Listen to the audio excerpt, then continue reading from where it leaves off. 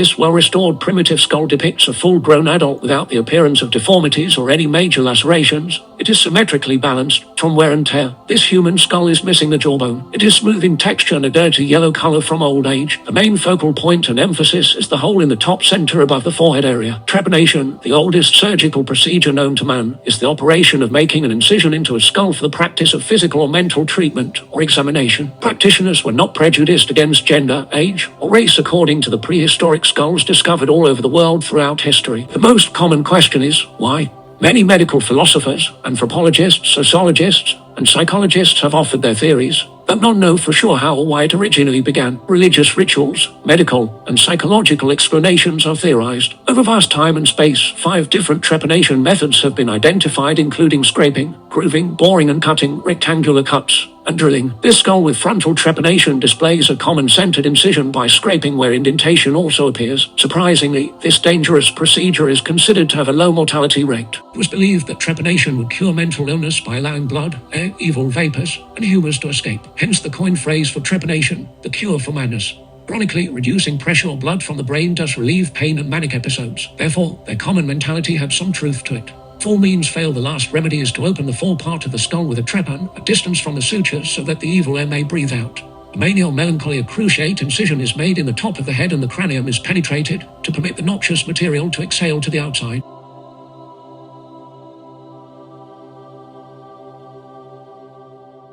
This medical encyclopedia, known as the Canon of Medicine, was used in universities for hundreds of years after being translated, printed, and bound neatly, of course. This is the cover page from Volume 5 of the Canon of Medicine, a manuscript written by the most recognized philosopher at that time and ancient father of medicine. Many know him by the name of Ibn Sina or Avicenna. He handwrote his manuscript in Arabic and Persian about anatomy, disease, and pharmaceuticals. He used red watercolor and black ink on paper.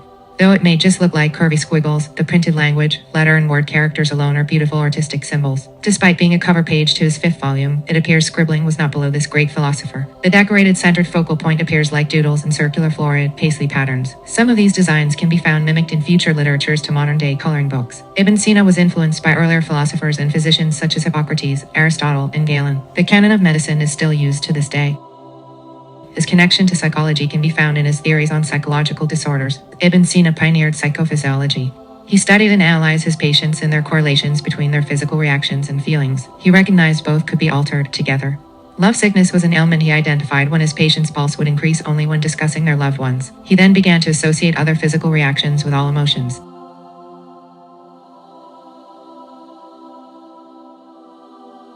This whistling jar is a common ceramic find in South America. Specifically, the Chimú culture around the territories of Peru's north coast. The Chimú commonly created less aesthetically pleasing ceramics than other cultures, lacking paint, color, or intricate designs.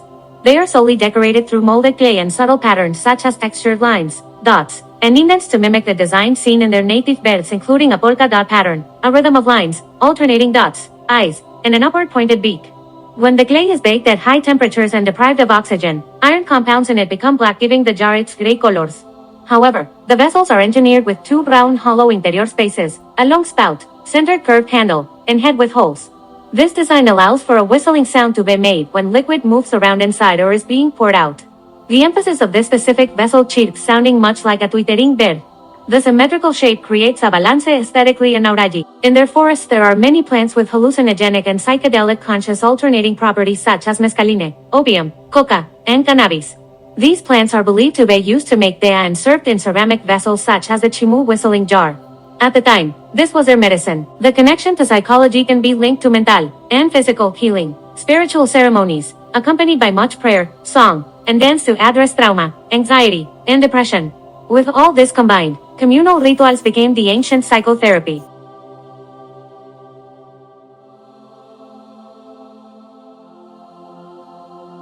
The sculpture, Funerary figure of Isis, singer of the Aten, is the figuration of Isis, sometimes known as the grieving goddess. It is a beige stone color. The symmetrical figure has round curves and subtle detailed patterns. It portrays Isis more plainly than usually seen in sculptures where she is draped in elaborate jewelry, headwear, and dress. Here she is seen with funerary facial features, calm eyes, a jeweled collar, a plain floor-length gown and headdress, all lacking luster, with her arms peacefully crossed. Carved straight lines emphasize the jewels in her necklace and strands of hair. Carved arching lines emphasize her eyes, lips, and nose. Her face, jaw, and neck are chiseled deeply, contributing to her feminine features. Hieroglyphics are engraved vertically down the lower half of her body. Isis was a deity who is known for grieving, such as her brother after putting him to death to prove her love for her husband, and then bringing her dead loved ones back to life. The notorious Isis is the goddess of fertility, healing, medicine, and magic. Her long chronicles are essential to ancient Egyptian and religious beliefs. Her cult spread all through Roman and Greek empires, and more cultures and religions still today. Her connection to psychology can be established through her healing. Isis could cure mental suffrage. Those who seek Isis are grieving and request she look over them to experience everlasting happiness. You can understand more through a verse from the invocation of Isis. O Isis, Isis, Isis, graciously hear our cry unto thee. We mourn for thy blessings on us this day, every day, to nourish, to aid and to fill the emptiness within, that only you our beloved mother can satiate. Unto thee do we pledge our solemn oath of dedication, and for the power and glory of him the unknowable one to witness our devotion to thee. For as we now receive thee into our hearts, we ask that you never leave us, in times of trial and joy, and even unto death.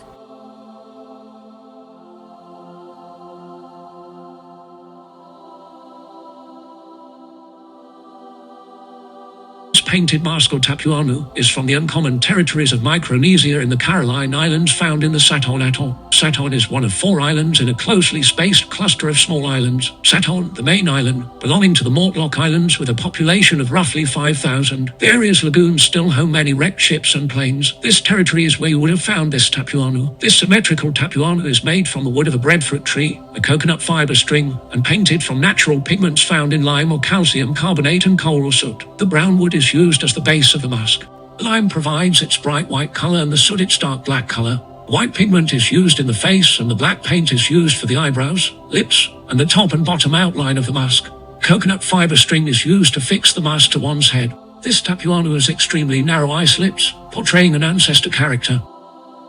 They were commonly utilized as decoration in ceremonial houses and the occasional boathouse.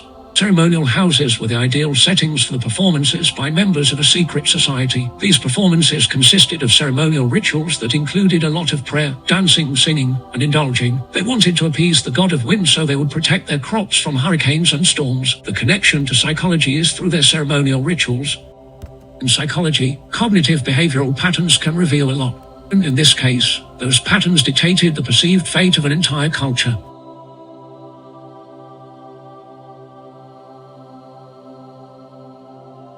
Vincent van Gogh endured an unrelenting life as a struggling artist, with clear connections to psychology. In subsequent, they led to many masterpieces. Burdens of poor life choices, family conflicts, financial problems, heartbreak, addictions, and mental illnesses led to his suicide. His parents had a deceased son they never fully mourned, also named Vincent van Gogh. It is morbid to imagine the impact on a young child. Even his existence felt like an understudy as he walked by reading his own name on his brother's headstone. Reasonably, this was the early foundation where his mental illness stemmed from. Vincent always had a troublesome relationship with his parents. As an adult, he wrote a letter rehashing a story about them dropping him off at boarding school in a yellow car, abandoning him as a child, driving away with his happiness. Perhaps this is why he used so much yellow in his art. One of the closest people to Vincent was his brother, Theo. Theo supported Vincent financially so he could focus on being an artist. They wrote to each other often and deeply. From nearly 800 archived letters published today, you can read how his life and relationships directly impacted his art. Despite his profound perspectives, he devotedly applied himself to develop as an artist. Vincent van Gogh's painting, Wheatfield with Crows, is often said to be of his most famous. He painted a lot of landscapes, as he grew up around agriculture. Following the era of realism or impressionism, Vincent van Gogh's style proved as post-impressionism. It is depicted through his choice of intense, unnatural colors, static, exaggerated lines, and choppy brushstrokes. Emotion clearly vibrates from his pieces. The sky's medium to dark values of blue grow angry as though, abruptly, his days become nights. His wheat fields of yellow and orange represent his suffrage. These with the changing shapes portraying his instabilities. The crows are possibly representing death. His path, like his life, ends ambiguously. I've painted another 3 large canvases. They're immense stretches of wheat fields under turbulent skies, and I made a point of trying to express sadness, extreme loneliness. You'll see this soon, I hope, for I hope to bring them to you in Paris as soon as possible, since I almost believe that these canvases will tell you what I can't say in words, what I consider healthy and fortifying about the countryside. Blue Poles is a captivating piece, despite Pollock habitually being drunk. On its very large canvas, you will notice an array of colors from several paint types including oil, enamel, and aluminum. With a lot of contrast, the colors include a bright yellow and orange to a dark blue and black. Though the arrangement of thin, straight, and sinuous lines are manic. However, they are also very strategic, creating their own rhythm and flow. Together, they create balance and unity. Pollock began this piece by laying a canvas on the floor and smothering it with a black layer that took nearly a week to dry. He was known for his use of unconventional tools, including knives, sticks, and basting syringes. He used a drip painting technique, as well as splattering paint vigorously. Actual textures are created by multiple layers of thick paint and other surprises, such as shards of glass and cigarette butts. Though lacking, maybe an emphasis or focal point. He wanted his work to be thought-provoking. The impact that the textures have on the viewer are just that. Many observe Pollock's work for hours and have hundreds of questions. There's no certainty on how long his painting took to create, because, out of frustration, Pollock would take breaks for several weeks at a time.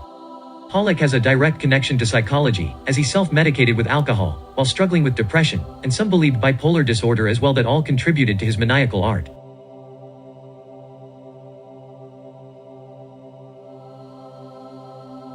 The sculpture, Hatchery, was created by the artist Bronwyn Oliver. It is made from copper, lead and wood. Hatchery means a place for hatching. Bronwyn's sculpture depicts a round shape resembling a nest, accompanied by wooden egg-like figures tucked inside. On both ends it also resembles a ram's horn following its curls. As it is very large in size, it extends time and space outwards off the wall. Walking around it allows you to see all the different shadows it conceives, as light creeps intricately through its overlapping spiral of metal, such as copper wire and rods. She enjoyed using bronze, aluminum, and as well. Frequently, Bronwyn's pieces are expressed as monochrome, or using only one color. Hatchery is a dark teal in color. Bronwyn's labor-intensive techniques involved using tools such as wire cutters and pliers for crafting, joining, shaping, twisting, and reinterpreting materials to create forms that were abstract and biomorphic. Her sculptures to be closely linked to the geometry found in nature portraying classical symmetry. These include tubes, spirals, loops, and membrane forms. At the age of 47, the Australian sculptor, Bronwyn Oliver, committed suicide after suffering from depression. Introverted and sculpting 14 hours a day, she often lived in isolation. She only took breaks for exercise and meals. With her work ethic, creativity, and abilities combined, Bronwyn produced sensitive and inventive sculptures. Her final masterpiece always embodied wholeness and unity. It is still unknown what drove Bronwyn Oliver to take her own life. About structure and order. It is a pursuit of a kind of logic, a formal, sculptural logic, and poetic logic. It is a conceptual and physical process of building and taking away at the same time. I set out to strip the ideas and associations down to, physically and metaphorically, just the bones, exposing the life still held inside. I hope my works will ask questions of the viewer. Where did it come from? What kind of history does it have?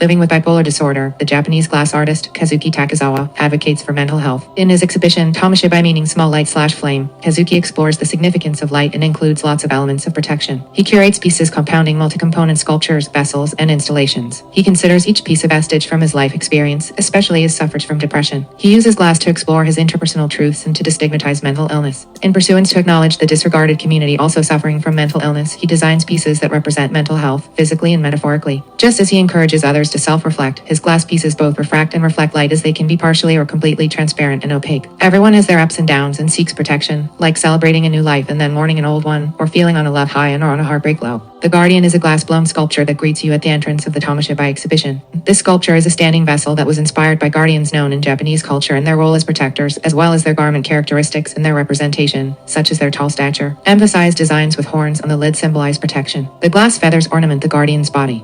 They are elegantly attached to a collar piece, and each feather is detailed with lines and shapes appearing so genuine. As light passes through onto and through the glass, the light reveals textures, brightens colors, creates emphasis, and contrasts shadow. The harmonization of the radically different, such as violence and meditation, spontaneity and meticulousness, and destruction and repair is found in the process, as well as the result of my work. In expressing my emotions, I seek to connect with others and evoke a sense of familiarity and fellowship.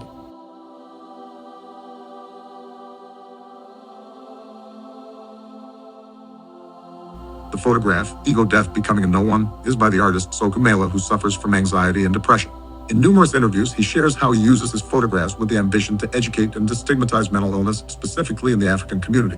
In this photo, he chose a dark, black foreign background. Perhaps this was so the physique emphasized in the center could be the focal point, using an uncommon color contrast with their complexion. The lighting and style is inconsistent, as each component of the photo supporting all the inaccuracies and whole to be uniform or create unity. Strategically, the simple color palette includes black, white, brown, and blue. The faceless or unidentified subject is wearing a white cloth around his waist, while standing more than knee-deep in water wearing rain boots and holding two closed umbrellas. There is a lot of symbolism to be found here. The psychology of dress correlates with an individual's perception of importance, thus the absence of clothing is a metaphor for feeling worthless. Those who also suffer anxiety and depression can probably also relate to the subject feeling as though you're struggling to keep your head above water. He hopes to share the beauty and the pain of mental illness. Sokumela shares in an interview, it's a spiritual process for me. I don't sit down and think about it. It's kind of a feeling. I feel it, and then in the moment I create it. It was a really personal and painful process. Everything I create, I try to do from raw, authentic emotion, and then I put it out there. Somebody will find something in it.